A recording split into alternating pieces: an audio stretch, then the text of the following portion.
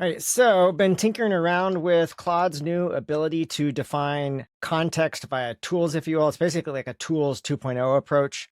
And the SDK for this is opened up, so you can create your own plugins or integrations to integrate with different tools. And so I thought, hey, let's just set something up simple, see if I can figure this out to get Claude to talk to macOS, specifically to talk to the defaults command. And the very first thing I thought of was, let's just get it to list the domains, which if you're not familiar, the defaults domains command here just lists the domains, which essentially map to the software that you have installed on your machine, because each of these domains then has its own set of settings that configures that domain or that application. So first off, Claude is not configured to use this yet. You can see there are no tools in the lower right corner.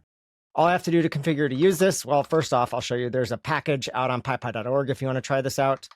So to configure to use this here, you need to come over to Claude's configuration file. You need to add in an MCP server. So essentially, I give it a name, whatever I'd like here. This doesn't matter. I then tell it to use the UVX command to basically pull down that package and run it. It's kind of like npx, if you're familiar with npm's npx command. And then I need to specify the package here. This is the one that I created. All right, so once I've done that, then I can go ahead and save that file. Now when I come back over to Claude, if I kill it off and launch it again, you can see a tool shows up. And if I open that up here, inside of here, you can see the single tool that I added, which was to list the domains, just like running that command. And you can see it's coming from this server. That's the name that I gave it right here. So whatever name you use there, that's how you confirm that you configured things properly, because of course you could have multiple servers with multiple tools. So now that that is configured, the question I have is, what could test Claude's ability to work with this tool? So the first thing I thought of is, can it just tell me what novel programs I have installed? So what novel apps do I have installed? Run that. It's asking for permission to use the list domains tool. Allow it for the chat. Allow here. I'm hoping they can cut out some of the prompting. I hate all the prompting all the time, but we shall see. That should be improved in the future. And there you go. You can see it actually lists the tools that I have on my machine. These are all tools that I know I have installed here.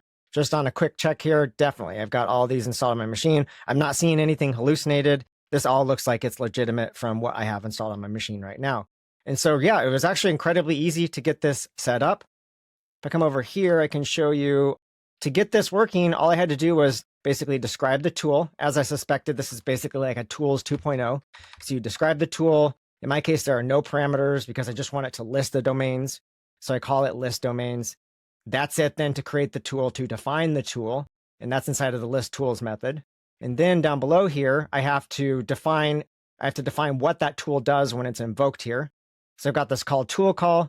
I don't have multiple tools, so I don't have to differentiate. Basically, I can just make sure that it asks for list domains. If it didn't, bail out. Otherwise, if it did ask for it, I run the defaults domains command. I grab the results of that. I go through it. I split it up into lines, turn it into an array. And then I return that here using their format, their text content format, basically provide the domains here. And then Claude does the rest.